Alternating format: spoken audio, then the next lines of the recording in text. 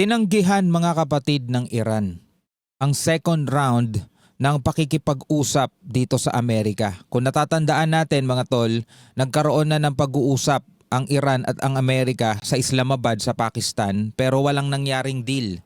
No, bigo mga kapatid, walang nangyaring negosasyon. Ngayon, inaasahan na magkakaroon sana daw ng second round para mabuo na yung mga deal. Very promising na yung mga nababasa natin at napapanood nating balita. Pero ngayon, eto ang lumalabas sa balita. Sabi rito, in a major geopolitical development, Iran has officially rejected the opportunity to engage in a second round of peace negotiations with the United States. Ayaw nang makipag-usap ng Iran mga tol. So kung mangyayari yan, ano ang aasahan natin mga tol? Posibleng magtuloy-tuloy na naman ng bakbakan. Magkaroon na naman ng tensyon at lumalalan at mag-escalate na naman mga tol ang tensyon dito sa Middle East.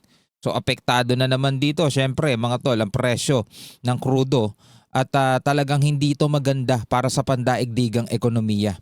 No? Panoorin natin itong report mula rito sa Forbes Breaking News about dito nga sa mainit na balitang ito. Mga tol, no? Kasi etong mga nakaraan, inaasahan na natin na sana magkaroon ng second round ng peace talk. Ano yan, magandang senyalis yan na bagamat magkaaway itong dalawang to, bagamat nagbabangayan sila pero kung nagkakaroon ng peace talk, importante yan. Kasi matatapos na yung ceasefire mga tol. 'Di ba? So, panoorin natin to. Iran rejects second round of peace talks, state news agency says. Iran rejected a second round of peace talks negotiations with the US according to IRNA, the country's state-owned news agencies, contradicting President Donald Trump's announcement that another round of negotiation would begin in Pakistan on Monday. So, ito'y contradiction, no? Kontra doon sa pahayag ni US President Donald Trump na magkakaroon ng negosasyon o second round ng negosasyon sa Monday.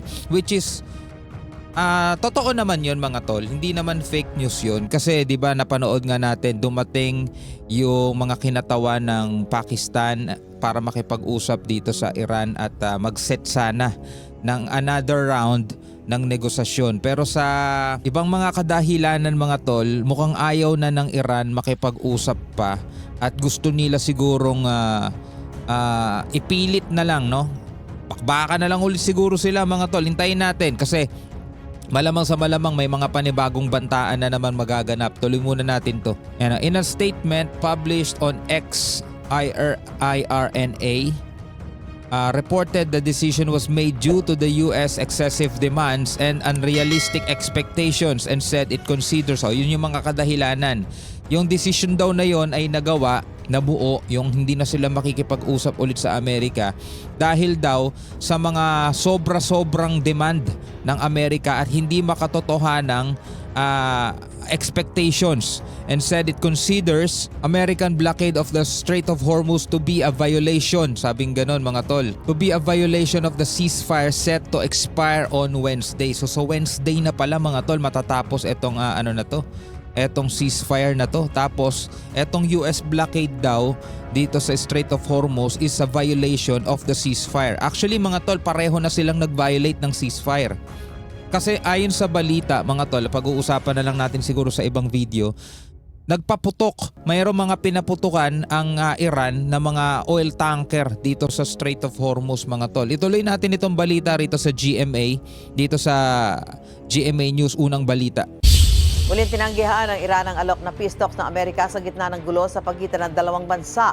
Ayon sa news agency ng Iran, kabilang sa mga dahilan ng pagtanggi nila ay ang pagharang ng Amerika sa mga pantala ng Iran. Itinuturing nila yung paglabag sa kasalukuyang ceasefire. Medyo mabigat kasi sa Iran etong ginagawa ng Amerika na blockade. Kasi napigilan ng Amerika yung plano sana ng Iran na kumita ng napakalaking halaga sa pamamagitan mga tol nitong Strait of Hormuz, no? Ang ginawa kasi ng Amerika mga tol, hinaharang nila, no, hindi nila pinapalagpas lahat ng mga barkong papunta sa Iranian port at paalis, no, mula doon sa Iranian port. So, may mga report kasi na kumikita dito ang Iran sa pamamagitan ng paniningil sa mga oil tanker. Yun ang ayon sa report mga tol. Yun din naman na sinasabi ng Amerika na layunin daw nila na pigilan ng Iran kumita o mag-earn ng pera sa pamamagitan nitong Strait of Hormuz. No? So yun ang ginagawa nilang blockade. No? So hindi ito nagustuhan ng Iran, kaya ang nangyari, sara bukas etong Strait of Hormuz. So kanino ba talaga ang control? Sa palagay ko mga tol, parehong nasa kanila ang control. Hindi lang sa Iran, no? Hindi lang sa US. Pero dahil doon, sino naaapektuhan? Tayo din. Tayong lahat mga tol ang apektado. Bakit? Kasi sinasabi ng Iran, kontrolado nila to, Strait of Hormuz. Sila lang ang may karapatan na magpadaan at magbigay ng pahintulot sa mga barko na makadaan dyan. Pero kahit pahintulutan ka ng Iran, halimbawa, galing ka sa port ng Iran, pinahintulutan ka, o sige, pwede kang dumaan. Kaso pagdating mo naman doon, makakalabas ka na, nandoon naman ng barko ng Amerika, mga warship ng Amerika, pababalikin ka. Kasi kapag hindi ka pinabalik, pag hindi ka bumalik o hindi ka sumunod, alam mo na consequences na pwedeng mangyari. US ang kaharap mo eh. So ikaw, babalik ka. So ngayon, pareho silang may control dyan. No? Amerika at saka itong Iran. Bagamat sila'y nagbabantaan na titirahan sila, pero so far wala pa namang nangyayaring gano'n. No? Hindi pa naman tinira ng Iran itong mga barko ng US at gano'n din naman ng US, hindi pa naman tinira Iran. Pero merong mga barko o mga oil tanker ang napaulat mga tol na pinuntirya daw ng Iran. No? Pag-usapan natin yan kasi may banta dyan si US President Donald Trump. Tuloy muna natin to. Kahapon, inanunsyo ni US President Donald Trump na Ayan, magpapadala. Ito na yon. Iran decided to fire bullets yesterday in the Strait of Hormuz. Nagdesisyon daw ang Iran na magpaputok. A total violation of our ceasefire agreement. Many of them were aimed at a French ship. So ano pala to? Barko pala to ng France. And a fighter from the United Kingdom, UK pa, mga NATO pa. Mga tol, na bad trip ngayon si Trump. That wasn't nice, was it? My representatives are going to Islamabad, Pakistan. They will be there tomorrow evening for negotiations. Kaso nga, hindi na matutuloy ito mga tol dahil nga na-reject na yan ng Iran. Ayaw na nilang makipag-usap pa, di ba? Iran recently announced that they were closing the strait, which is strange because of our blockade has already closed it. They are helping us without knowing, and they are the ones that lose with the closed passage. $500 million a day. Yun pala yung pwedeng kitain mga tol ng Iran, no? The United States loses nothing. In fact, many ships are headed right now to the US, Texas, Louisiana, and Alaska to load up compliments of the IRGC. Always wanting to be tough guy. We're offering a very fair and reasonable deal. And I hope they take it, because if they don't, the United States is going to knock out every single power plant and every single bridge, no? So ito na mga tol, panibagong banta ulit sa mga power plant, sa mga tulay in Iran. No more Mr. Nice Guy. Sabing ganun mga tol ni Trump. They come down fast, they'll come down easy.